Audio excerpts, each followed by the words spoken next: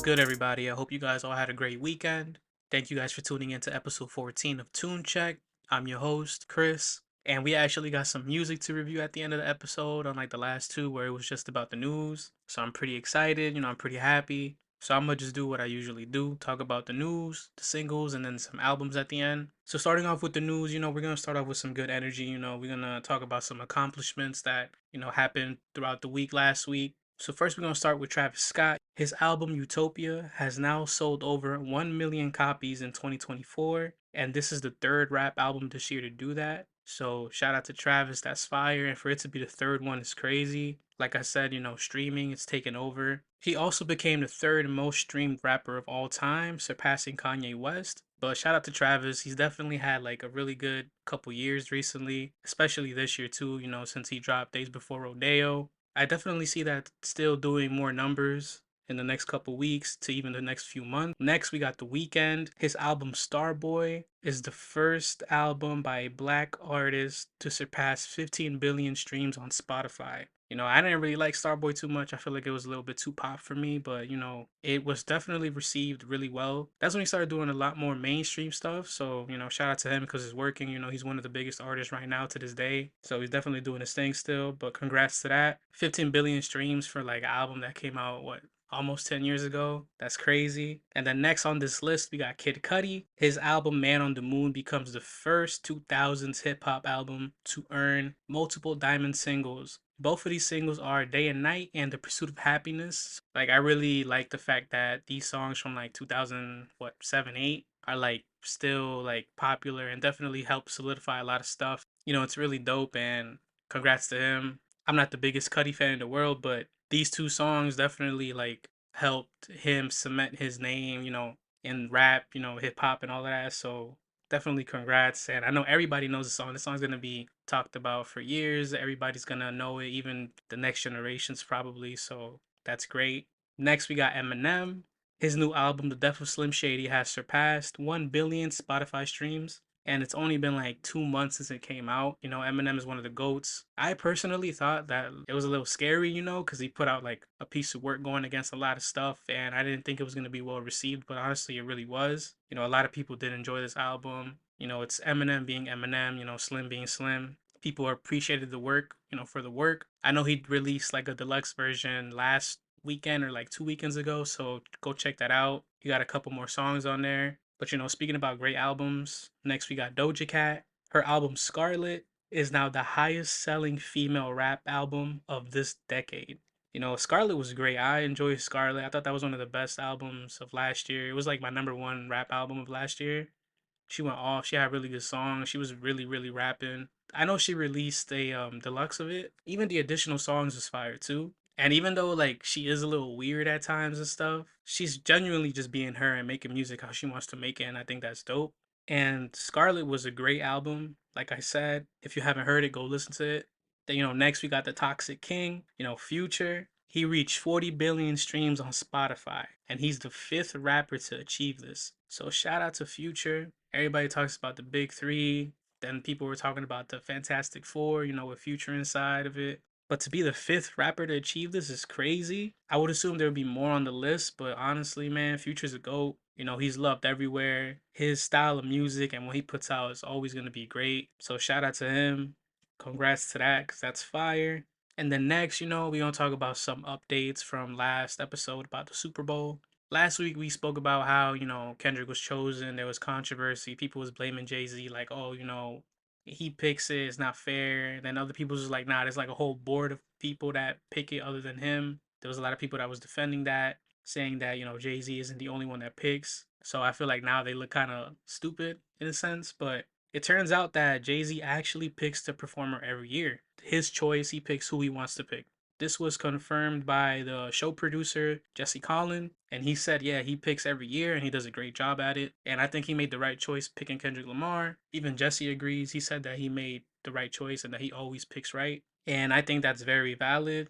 Kendrick's had probably one of the biggest years of his career so far, maybe. So I don't see any other choice other than him. And there was also like a little bit of controversy because of Rory and Mal. So Mal He had said on his show that Drake turned down the Super Bowl 4 times. I didn't really believe it. I didn't think it was 4 times, but I did believe that he did turn it down, maybe, or at least been offered. So, a few days after, it was confirmed by Elliot Wilson that Drake actually turned down the 2020 and 2021 halftime performances for the Super Bowl. A lot of people didn't believe that he turned it down or was offered, but think about it. Drake is one of the biggest, or probably the biggest rapper like out right now, and it would make sense for him to be offered it. I was surprised that he turned it down, to be honest, but then again, like, him and Jay-Z always like had like this rivalry between them. I see why, but maybe he just genuinely didn't want to do it, but I'm not really too sure. But I wouldn't be surprised if he comes back and says, yeah, I'll do it.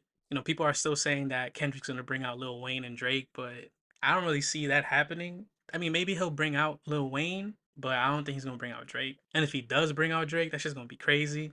I feel it. Like I feel like him and Drake are cool, and this is all just for show. I wouldn't be surprised if they like make a song together sooner or later, or like go on tour together or something. Like I'm still waiting for him, Cole and Drake, to like go on tour. Like the Big Three tour or something. Everybody could dream, right? But let's see what happens. And then the next piece of news that we got is revolving Chris Brown. So it turns out that him and Lil Durk are being sued by a music producer for allegedly stealing a song that was on Chris's album Breezy that came out in 2022. So music producer Micah Foster, he was stating that Chris Brown's song "Till the Wheels Fall Off" is a copy of his song from his mixtape that he played for Chris Brown back in 2019. This was during the process of making Breezy. They were both locked in working on his album, and he's pretty much saying that he stole the song, that Chris remade it. Micah said that they copied the hook, they copied the chorus and the vocal arrangement.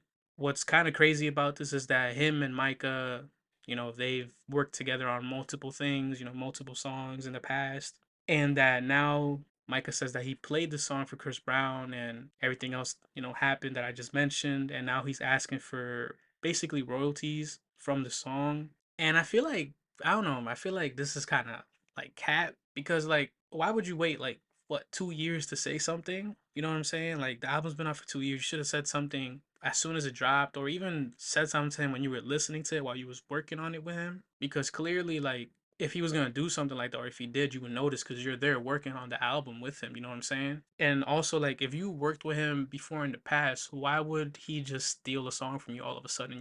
Like, I've been working together for a lot, so I feel like he has that respect for you to let you know, hey, like, I want this song, or what do you want me to pay you for this song? You know what I'm saying? So I feel like that's kind of weird. And a lot of people are saying that, every time Chris is up, people just want to kick him down. And that's kind of true.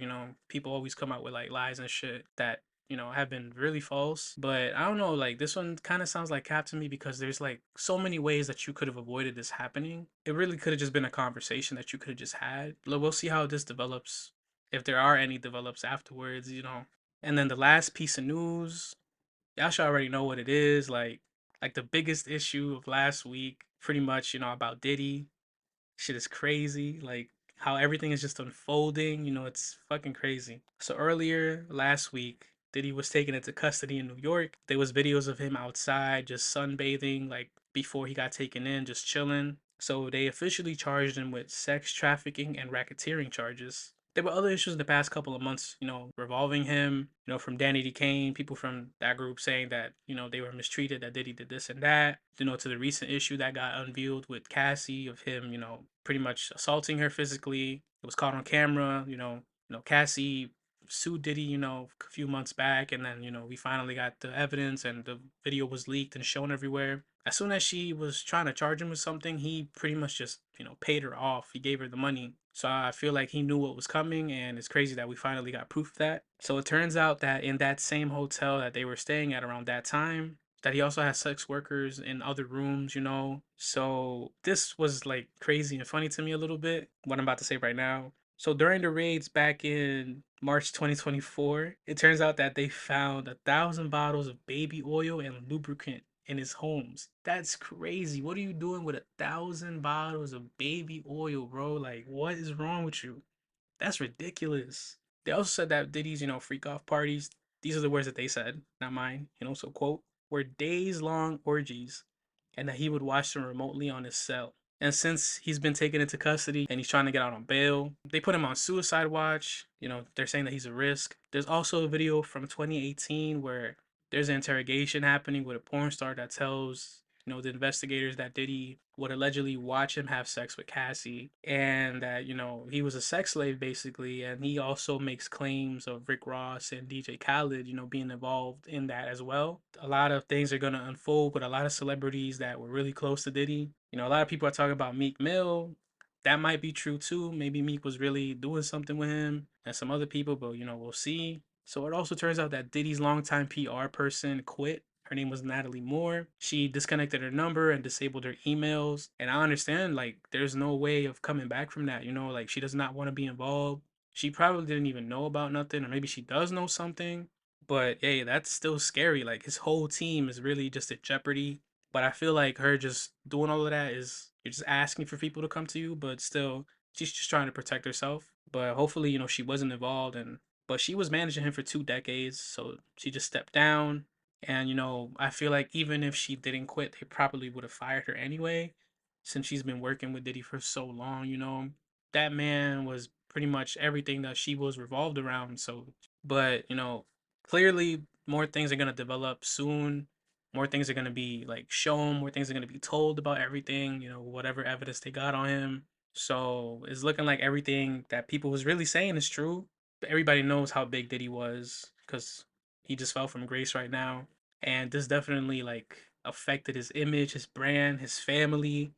His sons, they like make music too. They're celebrities. Everybody knows about them, so they're definitely gonna take a hit because of his name, and it definitely sucks. And just pretty much just his karma coming back at him for everything that he's done and everything that he was doing. But I don't really see any way that he could come back from any of this because the way that everything just unfolded. But that goes for like any other artist. There may be other artists too who like do a lot of crazy shit behind the scenes, and that eventually is gonna unfold too. I wouldn't be surprised if like Jay-Z and Beyonce is next or something, or like fucking what, DJ Khaled, or any other big name in music. Shit, even Drake. Like, you know what I'm saying? Like, but that ends our news section. We're gonna get into some singles that dropped that I thought was pretty dope. It's really just two, nothing too crazy. So Meek Mill, he released Cybertruck. I thought that song was fire. I love the beat. He was really rapping on there. But I'm pretty happy he dropped a single. It shows that he still got it. So go listen to it. I think it's dope. And then the next song is Four Bats and Lil Baby. They dropped Roll the Dice. Song is fire. Four Bats is really doing his thing. His EP was fire from earlier this year. He got featured from Drake and Kanye to Usher. I think that's fucking dope. And now it's Lil Baby. Lil Baby slid on this song. I think he did a great job. And I feel like he was the perfect person to collab with Four Bats right now. So if you haven't heard this song, go listen to it. Go run it up because it's fucking fire. But that's it for the singles. I told you I only had two. Nothing too crazy. Next, we got our album reviews, EPs, mixtapes, all of that. So we're gonna start with two R&B projects. One is an EP, the one I'm about to talk about right now. This is gonna be a small, like, little thing, basically like a shout out, I guess. So it's from Jay Stevens. She dropped her Sellout EP, 6 songs, 16 minutes. My favorite songs is Kiss You Back and Girls Don't Cheat. I like this EP, to be honest. I was really fucking with it. She has really great lyrics. I love her voice. It's really nice. And this EP shows a lot of her versatility. I enjoyed the pop elements and the dance elements that she had on this EP. I thought she incorporated them really nice. And it blended well with her style of R&B. Like, it was a really good listen. I really enjoyed it. And from her last piece of work, it shows that she's growing into an artist. And from her last piece of work, it shows that she's growing as an artist, and that's always dope to hear. So, shout out to Jay. Keep doing your thing. The CP was really great.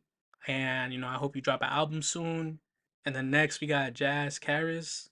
She dropped her debut album, Safe Flight. 13 songs, 36 minutes. The features are Ricardo Banks, Tone Stith. I thought it was Tone Smith, but it's Tone Stith. It sounded like I said it with a lips, but it's not. It's Tone Stith, not Tone Smith. The other feature is Jules, June Freedom, and Mahalia. I'm sorry if I said your name wrong. I apologize. I like this album. I don't really have a favorite song. I feel like I liked everything equally. This is a great debut album. It's very fresh, very soulful. This is something that you could hear throughout the entire album. She shows a lot of her artistry here too. And also her take on a few sounds and the way that she went about it was really fire. from Afro beats to gospel to pop and like even some jazz, like all of these elements and the way that she conveyed them on here was really great. She speaks about like mistakes that she's made and that how all of that is part of the learning process. She speaks about her status right now as an artist and how she wants to keep growing and evolving. I think that's dope. Her lyrics here are great. She has a really nice voice and it definitely helped blend everything together. I like her delivery on this is really unmatched. I thought it was dope. And I'm looking forward to see what else, she has in store for us. Looking forward to see her evolution as an artist. And then next we got our two rap albums, the two biggest albums that dropped this month. I'm happy they dropped. They fucking saved September because September has been fucking dry. I'm happy these two projects dropped. So we gonna start off first with Lil Tecca. He dropped his album Plan A. Bruh, this shit is tough. This shit is fire. 18 songs, 44 minutes. The only feature on this album is Don Toliver. Don Toliver. And that's all he needed. Because Don Toliver killed it. But my favorite songs is Taste, Bad Time, 120, I Can't Let Go, Vogue, 24 Hours, Number 2, Never Last, Flowers, and D1. This album started off with Taste and then it transitioned into Bad Time and then 120 and then I Can't Let Go. I thought that shit was fire. That shit gassed me up. Like it was smooth as hell how he did those transitions. And I loved how he opened it with like, a few of the singles that he released. Thought that was a great idea. Cause I was saying a few episodes, I'm like, yo, I think Taste transitions into something into the album, and I was right. As soon as you plug it in, play it, the first two songs, not even the first two songs, like the first what, like four songs, yeah. Like the whole album is full of just transitions from the first ones that I mentioned just now to the next one being Vogue, 24 Hours, then to number two, and then to Never Last. He did a really good job making each song connect and it makes it sound like everything's just one big thing because from track 5, which is Vogue, to the end of the album, it's basically all just a continuation. Like everything just goes into the other one, like one whole thing. There's no stops in between. The only stop in between was for I Can't Let Go. That was just his own song, and I feel like it's due to the fact that Don Toliver was a feature. I think he just wanted to have that, distinction from that and, make it stand out a little bit more by doing that. I know it's very like weird to do that, or maybe it sounds like it's weird, but honestly, I think it worked. But I really did fuck with how like when you get to the last track of the album, it kind of loops back to the first song. It just goes into it. I thought that was honestly dope. I really enjoyed that. I really enjoyed those small details that he put into this. The only thing that I had an issue with is that like after track 8, I feel like those songs weren't as strong as like the first couple of tracks on the album. I feel like the first like 5, 6 tracks were like his strongest ones. Everything after track 8 had like the smoothest transitions, you know what I'm saying? But overall the album is like fires. I thought it was great. But I just kind of didn't like how it kind of fell off a little bit, but doesn't matter. We still got an album. We still got a good album, so shout out to Tekka.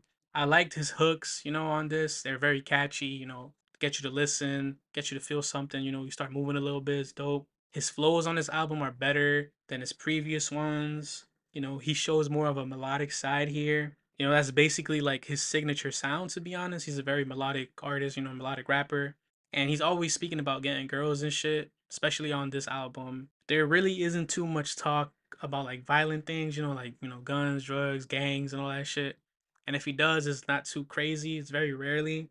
But I did like how he switched up the way his melodic rap is on certain songs depending on like the beat of the song. If it was like a dark beat or like something that gets you like moving, dancing and stuff, really hyped. I liked how he switched that and kept that distinction from each one.